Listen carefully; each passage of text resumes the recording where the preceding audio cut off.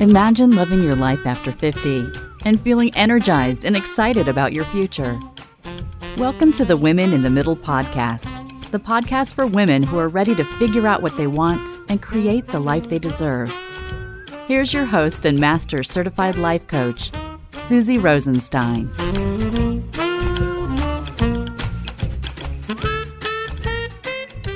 Hey there, welcome back to the podcast, Women in the Middle. I'm your host, Susie Rosenstein, your master certified coach and midlife mentor, and I am so glad to be here with you again for this week's episode, Getting Unstuck in Midlife, Insights from Women in the Middle.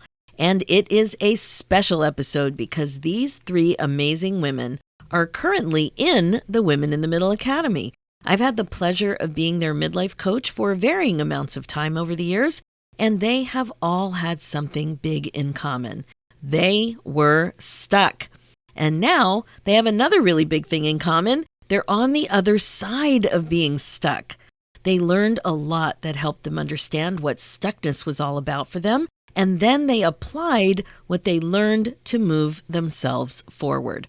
I like to call it growing forward, and with this important midlife-related self-development, we're usually talking about how to be more intentional about your life. You also get to enjoy the byproduct of all that intention, and that, my friend, is more happiness and fulfillment. You're going to love meeting them, but first, let me do a little introduction. Carolyn Gillespie is from the Kansas City, Missouri area and is an accountant at a local nonprofit. She has 3 children in their 20s and a sometimes empty nest. While her son is away at university, she is caring for his cat. She loves choral singing and is also an avid exerciser and has competed locally in some sprint triathlons. Also, if you're a regular listener, you may recognize Carolyn from episode 189 called How Coaching Can Help You Make a Midlife Career Change, when I interviewed her specifically about how she navigated that big change in her life. Then we have Toni Price. She's from St. Joseph, Missouri, and remains loyal to the Kansas City Chiefs. 27 years ago, she moved to the Hoosier State and resides in Muncie, Indiana, with her rescue dog, Buddy, and he is a certified therapy dog. So sweet. She has a son and daughter, 3 beautiful grandchildren, and 2 granddogs who, with their families, live in the Indianapolis area. Toni has been in sales and management with a variety of jobs from chamber work to radio sales and is currently a relationship manager. Toni also serves on the theater board, is active in networking groups, a variety of community activities, and women's organizations. Basically, she loves meeting and learning about people. Then we have Crystal. Crystal Soditis lives in Chicago, Illinois with her school-age children, husband, father, and a 90-pound Bernie Doodle. You know how I love a big dog. She's a pediatrician by training, but now works as a healthcare executive from a local health plan. In 2019, Crystal was certified as a life and weight coach through the Life Coach School, which is where she learned of my work. She became a coach to enhance her leadership style and credits this work for her last 2 promotions. 2 promotions and a job switch in under 2 years. She loves coaching other leaders, especially twice exceptional physicians. Crystal loves to cook, take care of her family, and is an avid fan of cruising.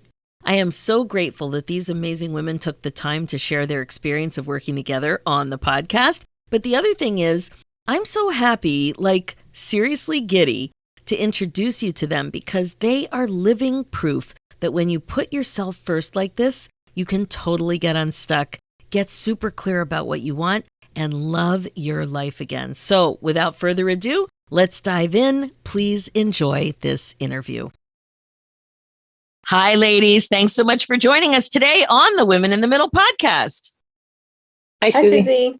Woo! Hi, Susie. What a panel is with me today. Today, I invited 3 of the amazing women in the middle who have been in my community for quite some time now.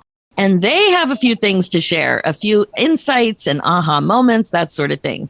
So first, we're going to do the introductions, and then we're going to dive right in.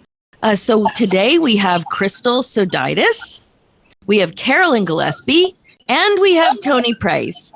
And everybody here today is in their 50s and 60s, and that really is the age range of the majority of the people in my community. We do have some women in the middle in their 40s. Most of them are pushing 50, and many of them turn 50 while we're working together. And it's just super fun to plan that together and to make it more intentional. And then, of course, to celebrate. So, like I said, I was really excited to have you all on the show today because I want you to share some of your insights, your aha moments, and your key takeaways from the coaching and the curriculum that you've been working with and working with me on in the coaching community, which, like I said, now is the Women in the Middle Academy.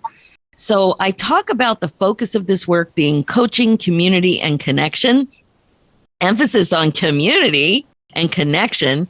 And, together we're learning how to get unstuck, how to get clear about what you want in your next chapter, and finally feel free of what's holding you back. So let's start with some introductions. If you could just say a little bit about yourself, how old you are. We love talking about age here in a very positive, empowering way, and where you are in the world. That would be great. So Tony, let's start with you. That's easy. I am one of the seniors of the group. My name is Tony Price. I'm turned 68 on Sunday, and I am in Muncie, Indiana. Muncie, Indiana. There must be a song written about that somewhere. Actually, there is. Awesome. Welcome. Carolyn, let's hear from you.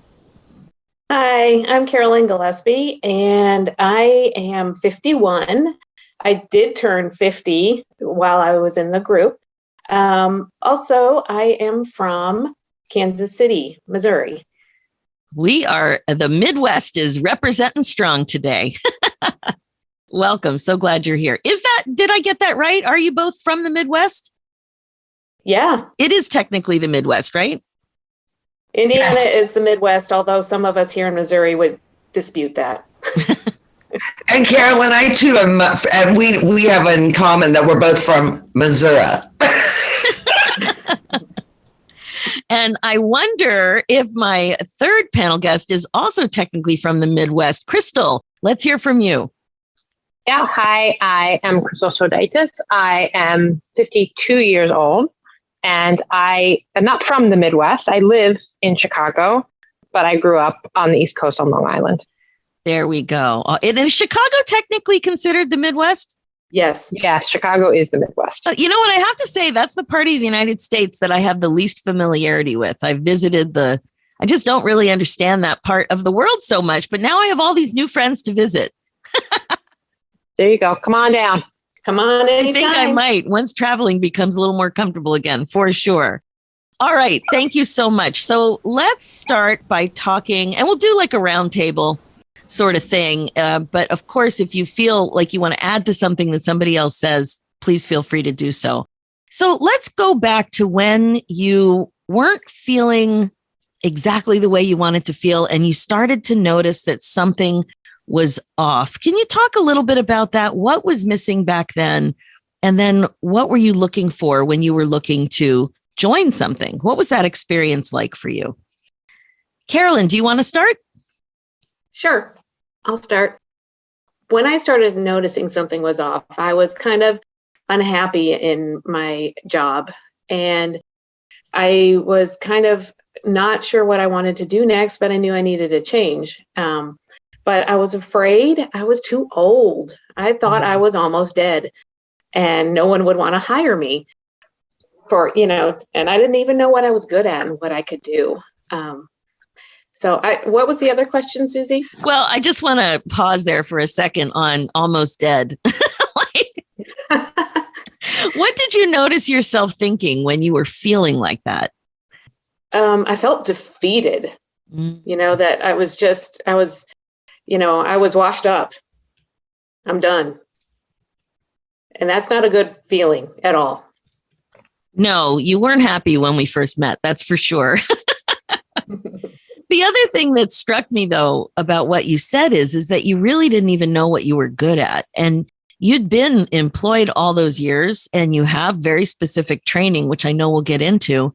But isn't that interesting? And I do hear that from a lot of women is they just don't really have a good, they they don't have clarity about what their skills are, what their transferable skills are, and what they want. Did you find that surprising to yourself? Yeah. I mean, it's kind of bewildering to be at the point where you're like, I don't know what I'm good at, what can I do? And here I've lived, 50 years and I have no idea what I'm good at. And now it seems ridiculous to even have that thought.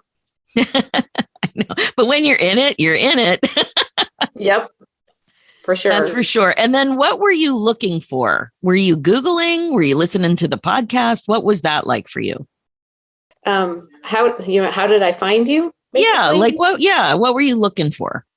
I was looking, I was actually had listened to Brooke Castillo's podcast, and you came on as a guest, and through that podcast, I went, hey, I want to reach out to Susie. So I checked out your website and then decided to do an exploration call with you. And I just, from there on, I was like, yep, that's what I want to do.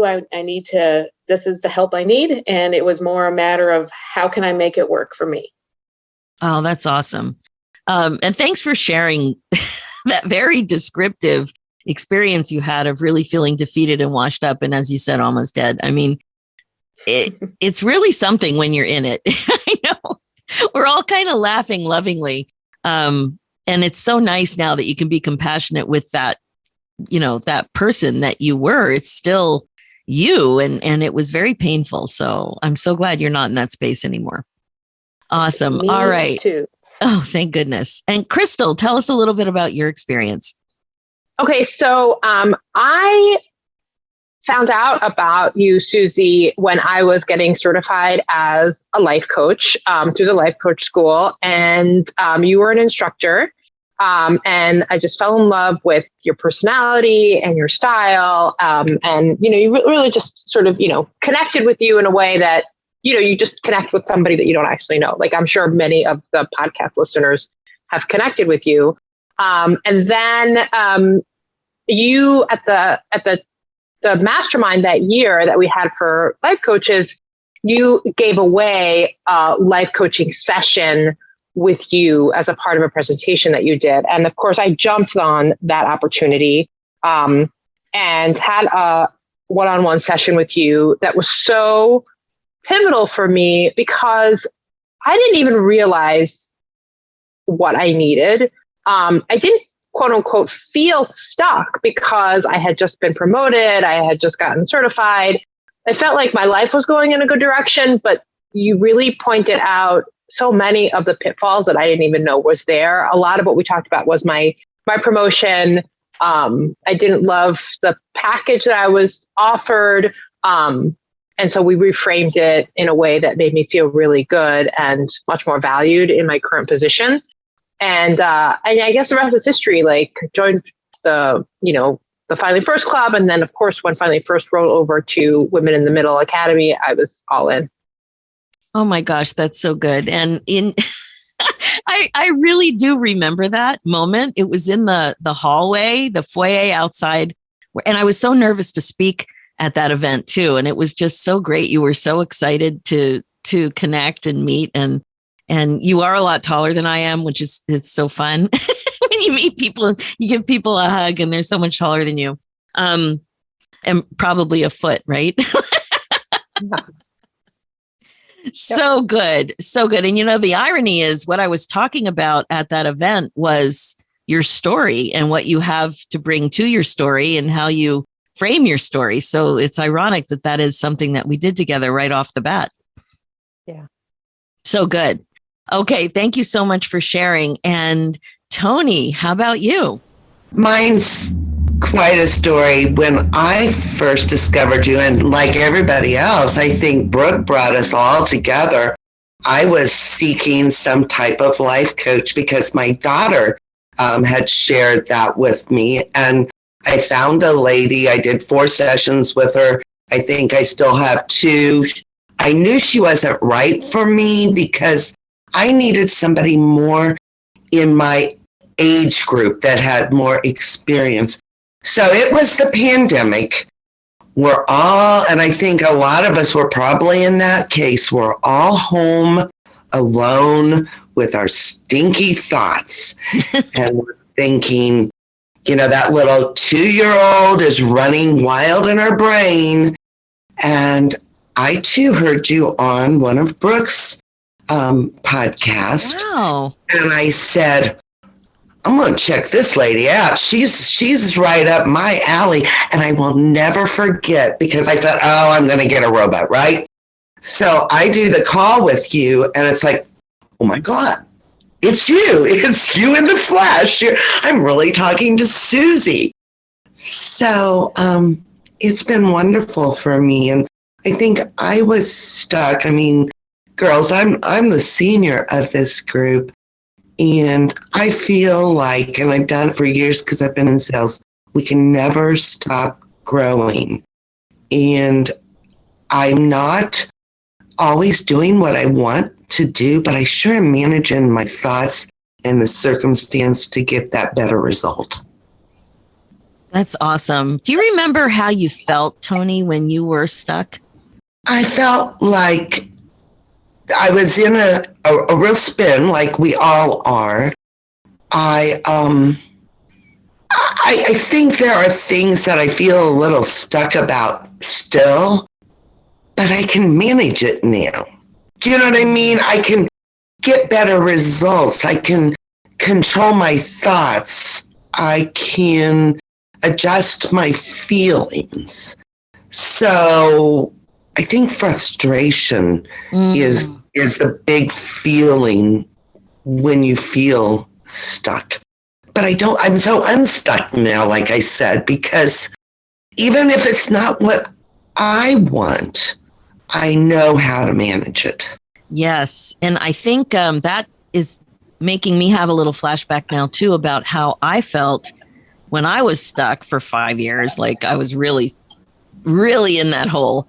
And I just remember being so confused as to why I didn't know how to unstick myself. Like I had never been so lost with what to do, which was very strange to me because I pride myself in being a problem solver and a doer. And I was just so confused, and that it was very frustrating to feel that way and not really have the tools or the path to move forward with some level of confidence. It was a very weird time for me too. So yeah, so it's not pleasant to be stuck. And when you're really in it, it's so hard to imagine that you can unstick yourself. It's really bizarre. All right. So I want to really kind of understand what the first or one of the early big insights for you was.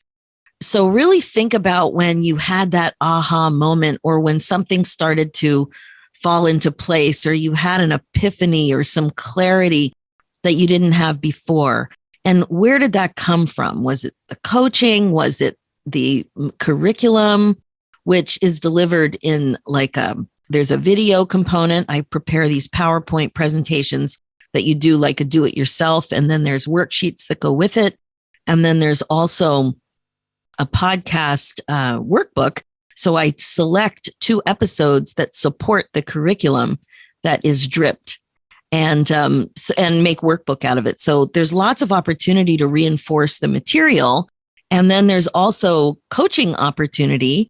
And then another piece that often happens, and it's a bit surprising for many, but it's how much you can learn from watching others be coached.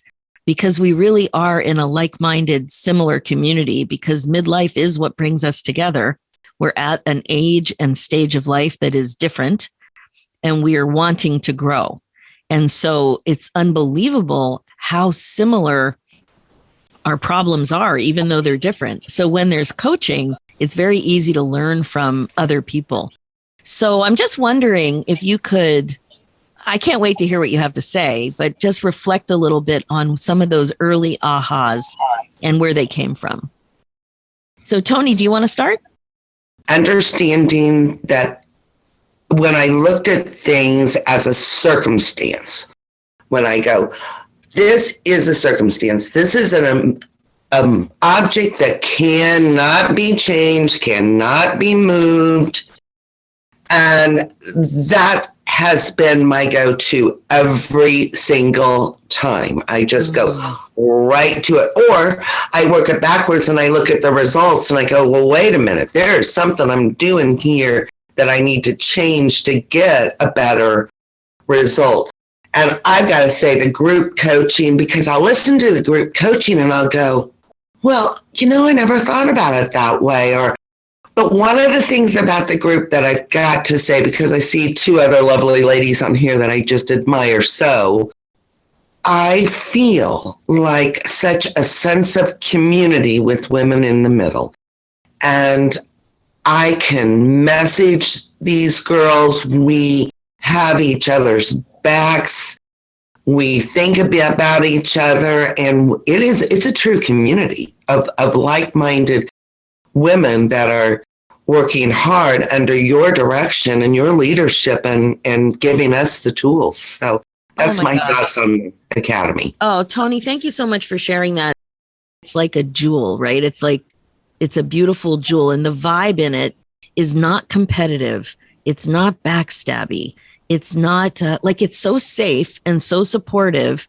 And there is a genuine affection that we have for each other. Now, not everybody participates to the same level. And, that's a beautiful thing, too, because if you don't feel as comfortable putting yourself out there, you can read quietly and participate in writing. If you are more comfortable with getting coached, then you can get coached. But there's also coaching possibility in our Slack group, which is like online in lockdown. So there are lots of ways, but what I've really wanted to do with the Academy is to include more social opportunities. So once a month, we have a strictly social Zoom call because we are participating from all over. And there's going to be a wide variety of activities that we do on the Zoom call. And then also there's this mindful doodling workshop that happens every other month.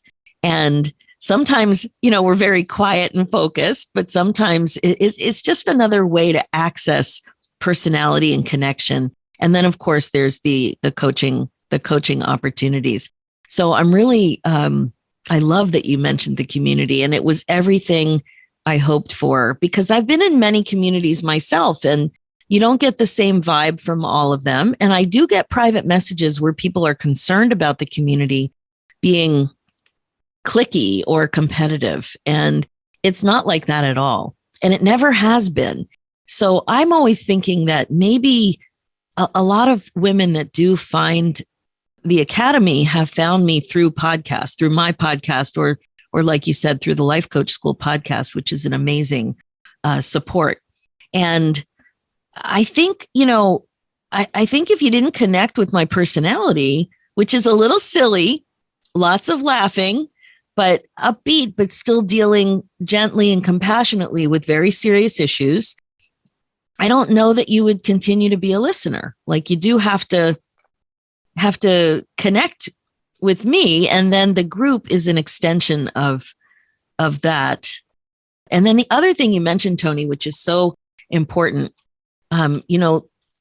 differentiating what is factual in your life versus your interpretation of those facts is such a foundational piece of the thoughtfulness, the mindfulness, the thought work, the watching your thoughts skill that we learn, even though it seems so basic. And when you're listening right now, you're listening to it, you're like, oh, come on, that's not even that complex, separating a fact from a thought about a fact. But when it's your own shenanigans and drama, it's very complicated.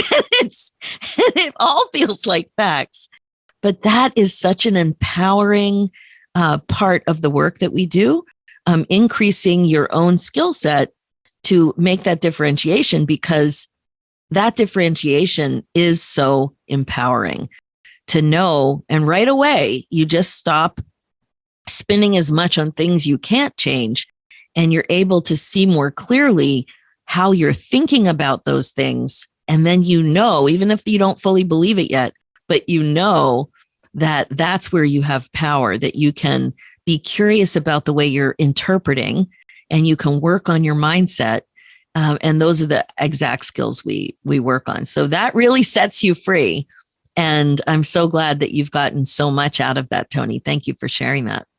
All right, Crystal, let's hear from you. What is one of your ahas or insights or things that really affected you doing this work? So one of the biggest ahas for me relates back to one of the ways that you push me the most outside of my comfort zone, which is the assessment of where you are in your relationships, in your career, and in your self-care. Is it the bold, brave, and I can't remember the third B? Becoming bold and brave, becoming the woman you want to be. Yeah. Yeah. That, you recommend that people bring out their colored pencils and color in, where you are, whether it's, red, yellow, or green. And that assessment really showed me that I do have work to do in my relationships, and I didn't even realize it. Like it was I was like, wow, like, yeah, I guess I do really, I'm not where I want to be in terms of relationships with other people, both inside and outside of my family. So that was a huge aha. And then, all of the sort of creative, I see myself very staunchly as a non-creative, and you challenged me on that at every turn. And I've benefited. Oh, wow. That's great. So Crystal, what you're talking about is what I call the Stoplight Assessment. And it is fun to take out the colored pencils. Anytime we have a chance to pull those pencils out, super fun, or crayons or markers. But yeah, what you're talking about is that framework that I use that kind of drives the curriculum.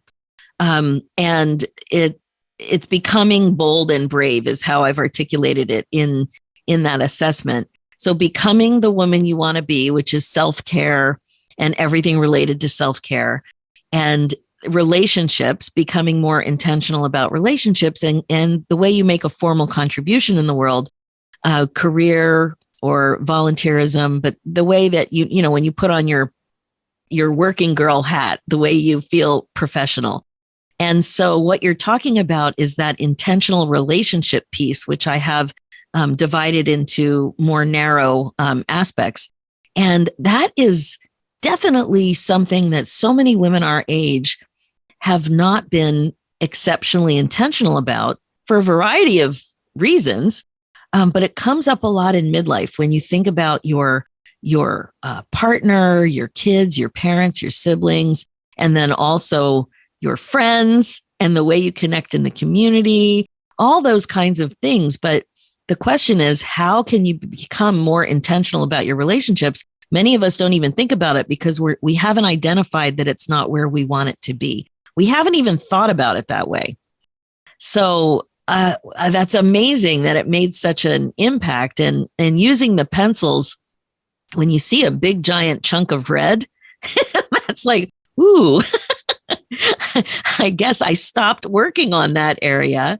And then you have a choice as to how much you want to proceed. So that is part of the curriculum, and it's very well received. I get a lot of feedback on that. It's very illuminating. I think also because the coloring, just like the mindful doodling work, it takes you out of your head, and it's another way to access insight. Like you're more relaxed when you're working on with that side of your brain and with the pencils and pens, and then you can look at something and get some insight too. So that's awesome. Thank you.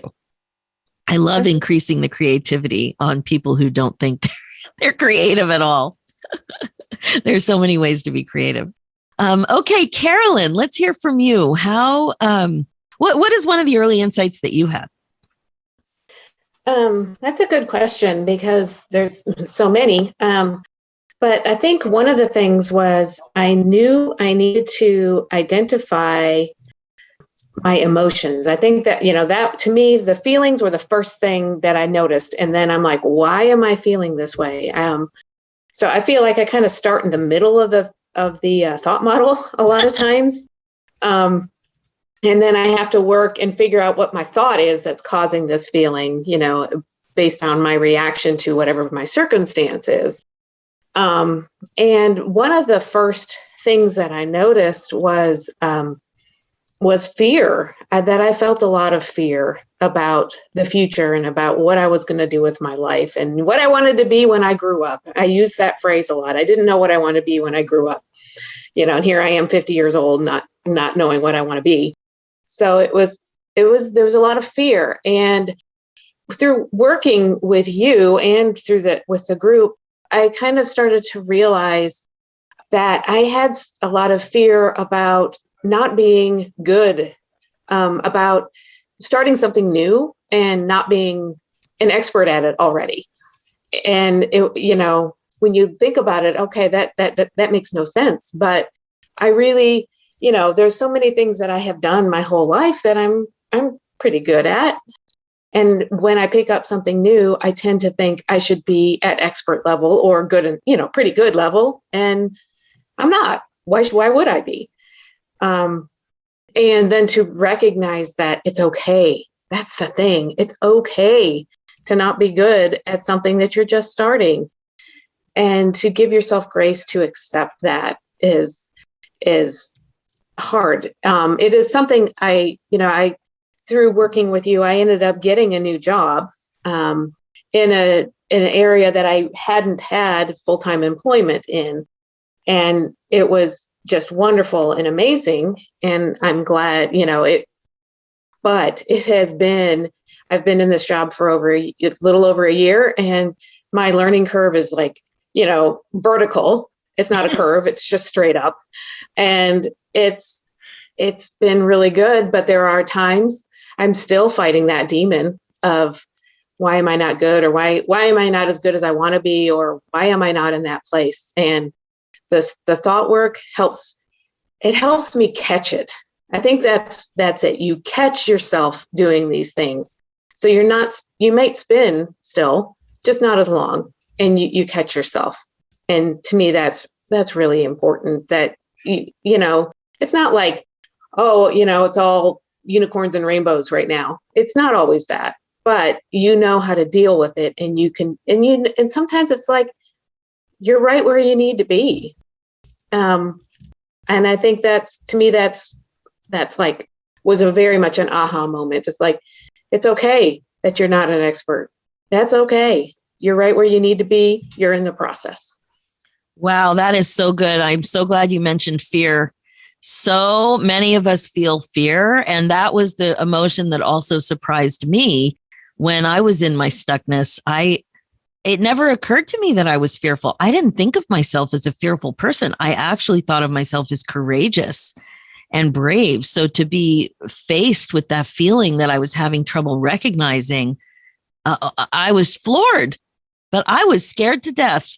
And also the fear was related to a thought I had about aging out as well. And you talked about that a little bit at the beginning, but I felt like all of my years in my career, and I really did like my career, but I always thought that being older and wiser and having seniority and earning benefits and like getting the perks of being a long-term employee, I always thought that was good, that was gold star material, right? And then I started to come face to face with this idea that it wasn't going to serve me the way perhaps if I would have changed jobs and not been in the same job for 19 years. And that if I would have pushed myself to take secondments and to have more experiences, and that maybe that's what I should have been doing. And it all came, I felt like it was like to a screeching halt in my brain where I went, wow, I made big mistakes. I've been kidding myself. I really thought I was kidding myself. So I was extremely fearful too. And then the other thought that you have about that you shared about being a beginner. Exactly. Being a beginner when you're used to being at the top of your field, of your skill set, of your profession, and knowing that you are the one who's going to be getting feedback and you are the one who's going to have a learning curve or a steep climb, whatever it is. I mean, I even felt that when I went to tap dancing after 40 years. And I was like, oh my God, I'm going to be the old lady in the group. And I recognized it once in a tennis group. I'm like, oh my God, I'm the oldest one here in this group. How young are these ladies? Oh my God, I think they're in their 20s. So it's just having more age awareness and understanding that, yeah, you might be one of the older women in the group, but what are you making that mean? And so what if you're a beginner and you're learning? You have so much to bring to the table. A lot of the new research that's been coming out in the last few years is focusing on older workers and what they bring emotionally and socially to the table, and how it's very different and very, very needed in workplaces. And so I love, seeing that, because as an older worker, it is easy for a lot of us to feel less than. So I totally get the fear. And I hear that from so many women when they're, knowing that they need to change, but feeling very resistant or scared and not really understanding what the problem is. I mean, honestly, the other thing is the last time I applied for a job was out of the newspaper. LinkedIn did not exist. There was nothing online, no way to apply. I mean, in that year that I got my last job, I got a mouse at my first. I had a computer, I had an office, and I had a mouse.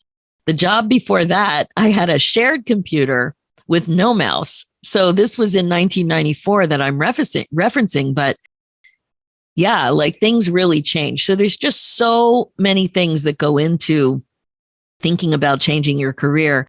And it was a pleasure and an honor, actually, Carolyn, watching you navigate that and then come out the other end with exactly what you wanted, even though it was scary, even though it was a pandemic, even though you really challenged yourself and learned to embrace that original training that you disconnected from so much. So interesting. It was nice to feel proud of myself and confident in myself, where I hadn't felt that in a while. Wow. You're a poster child for this work. You all are, actually. Like, really, what we're talking about, to somebody who's stuck, it might feel like just unattainable because you're also happy and you're thriving. And no, it's not perfect. Of course, it's not perfect. We're all still working on other things, but there has been movement and there has been success and there has been more excitement.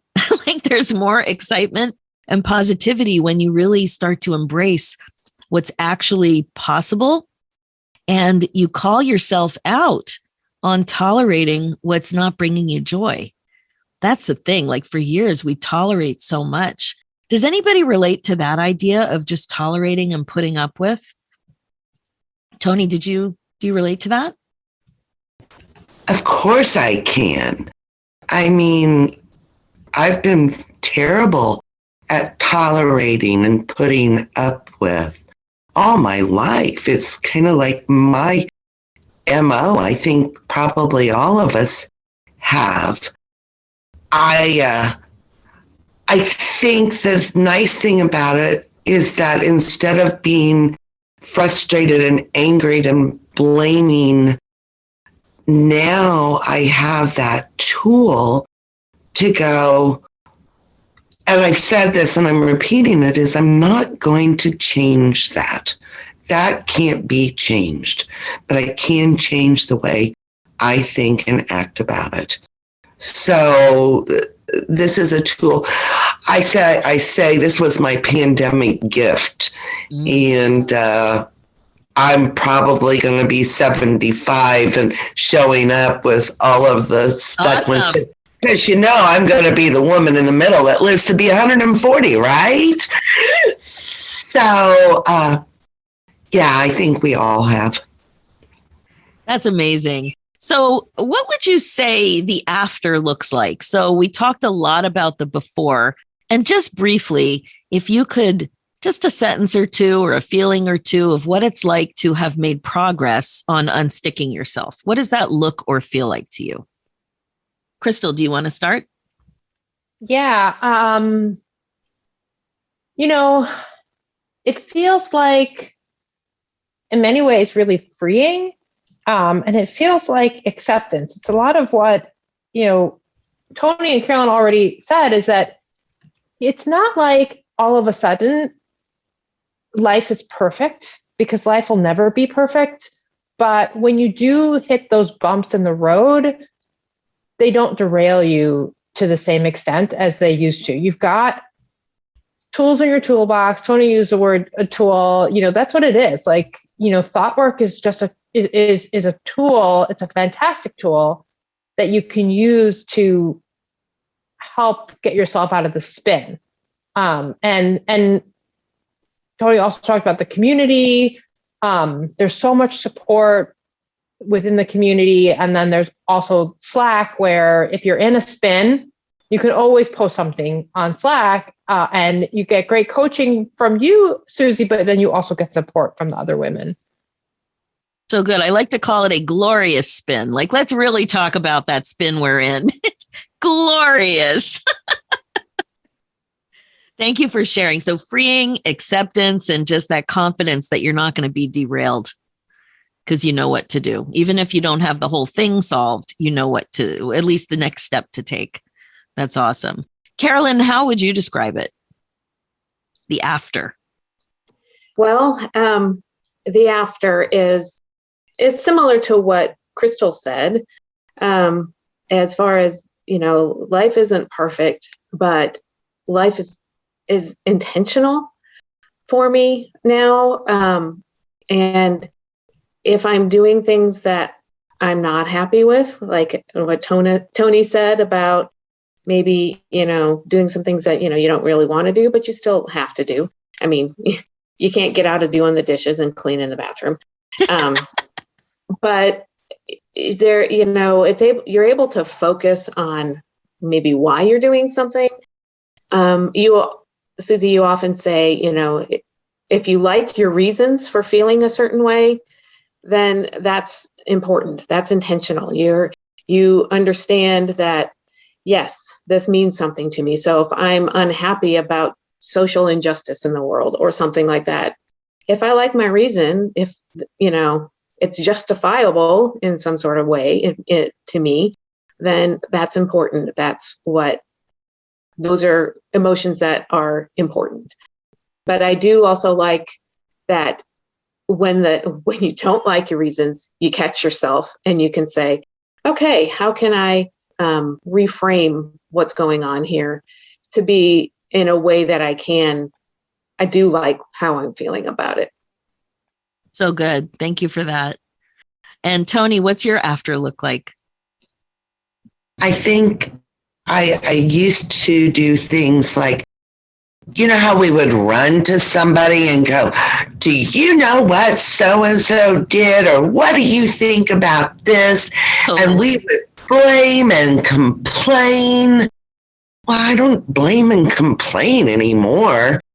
And I think when I say, and I said it in our group, I said, I'm so unstuck. And I am so unstuck because I just look at that immovable, that object that cannot be moved. And I can't do anything about it. And I don't need to go run and flap my jaws about it. I can just sit down and assess the situation.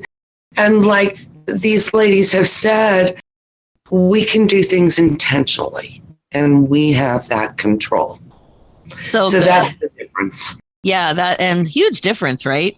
And I would say for me, having done this work before I met y'all and with y'all, I feel right now such a responsibility to amplify my life. And that word amplification, I really take seriously. So I like to amplify joy, to amplify happiness, to kind of sniff out an opportunity and pump it up. And I'm much more aware of doing that now, not just waiting, not just receiving or responding, but to take action and amplify. And I've done that. I've done it, and I want to do more of it. And it's much more top of mind now. And that's intentional. Okay, so closing thought, very brief. If you could tell if your future self had an opportunity to tell you something now that you're on the other side of stuckness, but you know there's more possibility in your life, one sentence, what would that future self of yours say to you now at this age and stage? Tony, what would she say?